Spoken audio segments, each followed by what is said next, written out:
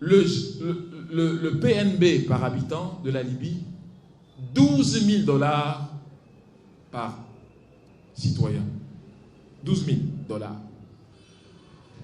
La fourniture en eau d'un pays du désert, tout ce que je dis, vous allez noter pour aller vérifier, pour voir que le professeur Bourdi ne raconte pas n'importe quoi. Vous allez noter. Fourniture en eau d'un pays en plein désert, par rapport aux ménages, 96% des ménages libyens avaient de l'eau fournie dans leur ménage. 96.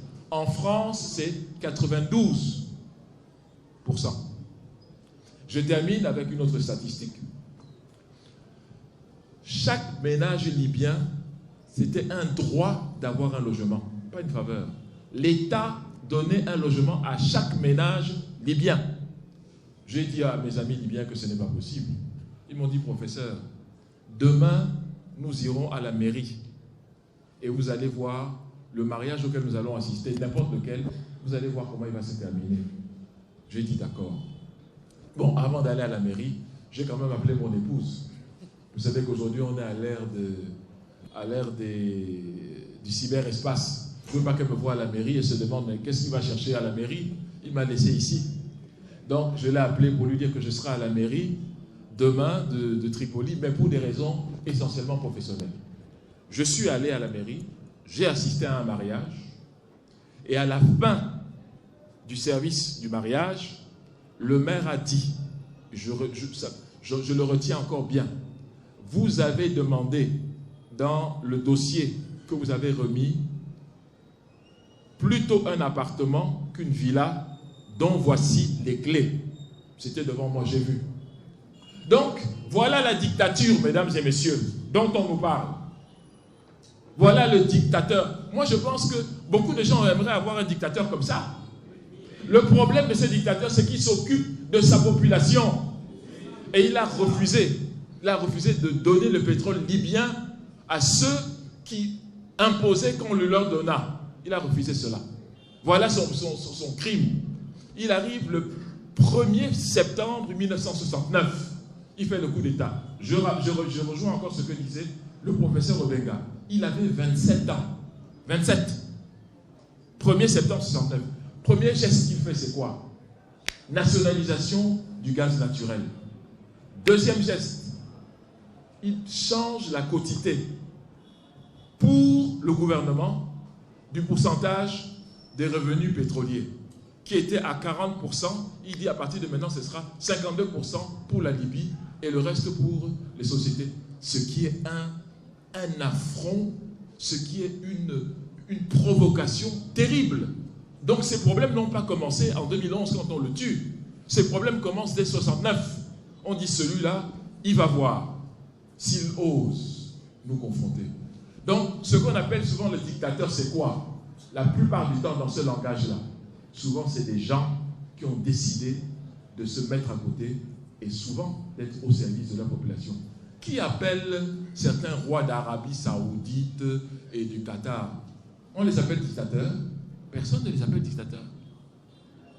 Or, mesdames, vous ne pouvez pas vous déplacer dans ces pays sans être chaperonné, c'est-à-dire un homme à vos côtés pour aller faire vos courses. Jusqu'à il y a 2 ans, vous ne pouviez pas conduire une voiture là-bas, mesdames. Bon, on appelle ça comme on veut, mais je crois qu'il faut faire très attention. Je termine, parce que Alors, la grille de lecture par rapport à la guerre. Mesdames et messieurs, chers étudiants, il faut bien comprendre une chose. La guerre, comme l'aide internationale, sont des outils de contrôle. Il faut bien comprendre ça. Tant que vous êtes en guerre, que vous vous tuez les uns les autres ont toute la latitude de se servir tranquillement. C'est ça. Et on va donc organiser et orchestrer. Oui, vous êtes nés au nord, battez-vous contre ceux du sud. Vous êtes des musulmans, battez-vous contre les chrétiens. Vous êtes les francophones, battez-vous contre les anglophones. Mais mesdames et messieurs, toutes ces distinctions ne sont même pas dans notre culture. Qui parlait le français ou l'anglais ici avant la moitié du 19e siècle? Personne. dans un pays comme le Cameroun, avant le 4 mars 1916, personne ne parlait ni le français ni l'anglais. Aujourd'hui, on nous dit, vous êtes francophone et vous êtes anglophone, il faut avoir des antagonismes. Pourquoi? Ce sont les mêmes tribus de part et d'autre. Et quand on discutait de ça à Berlin, qui de nous était là-bas? Parmi vos aïeux, vos grands-parents, ils étaient là-bas à Berlin? Non.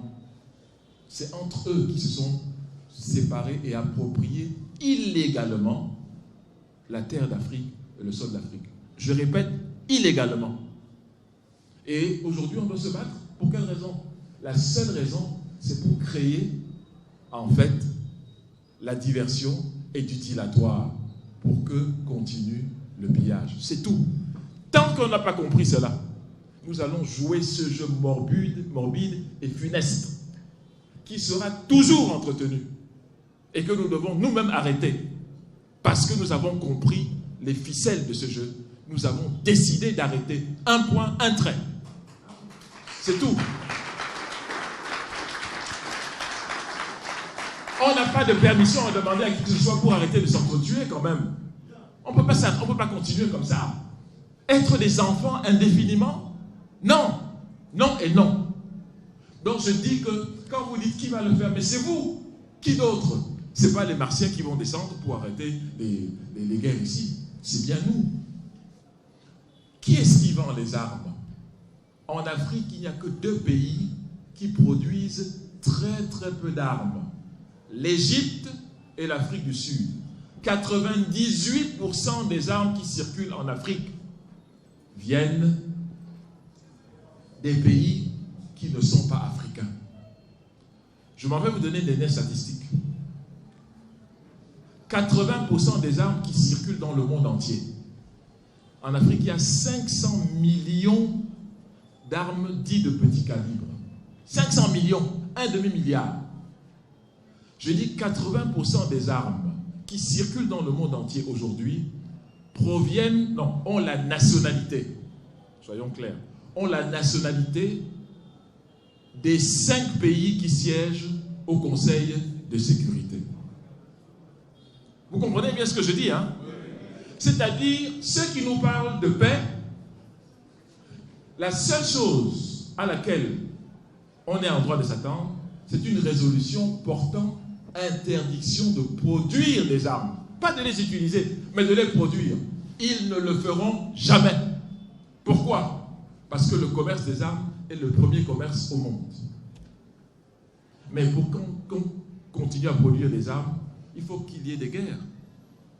Et pour qu'il y ait des guerres, il faut qu'on crée des animosités, des antagonismes. Et il faut qu'on trouve des gens qui ne comprennent rien à tout ce qui se passe. Où sont-ils? En Afrique d'abord. L'autre est différent de toi. Bats-toi contre lui et tue-le. Mais vous achetez les armes où?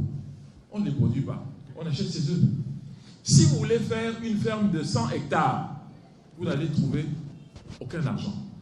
Mais si vous voulez acheter des armes, on va mettre à votre disposition, sous 48 heures, un protocole de prêt financier pour achat d'armes. Ce que je vous dis là, ce sont des vérités. Si vous voulez faire de l'agriculture ou de l'industrie productive, vous ne trouverez pas d'achat, vous ne trouverez pas d'accompagnement financier, comme disait tout à l'heure le professeur, accompagnement financier ou un appui financier.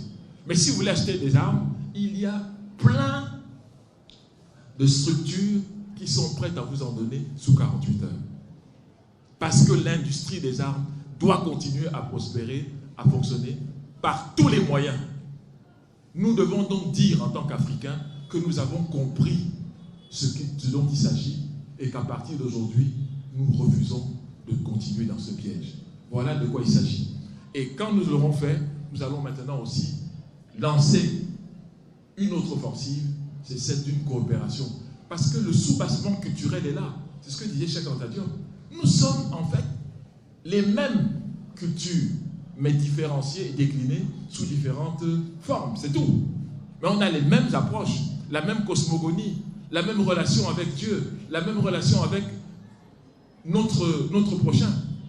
Que vous alliez au nord ou au sud de l'Afrique, la manière dont nous traitons l'étranger qui arrive chez nous, la convivialité, c'est une imposition, c'est comme ça qu'on doit faire. Vous comprenez? Dans tout ça, il y a des différences, mais il y a beaucoup de convergences. Donc, quand on veut nous dominer, on montre tout ce qui nous divise et ce qui nous sépare. Comme ça, on peut s'entretuer. Mais en fait, nous devons prendre la dynamique inverse. Appuyer ce qui nous unit. Et ce qui nous unit est plus que ce qui nous sépare. Donc, c'est dans l'école qu'on doit enseigner ça. C'est dans les mass médias qu'on doit enseigner ça. C'est dans les morceaux de musique. C'est dans les pièces de théâtre. C'est dans les écrits. C'est dans tout ça qu'on doit inculquer désormais la nouvelle idéologie. Voilà ce que j'avais à dire.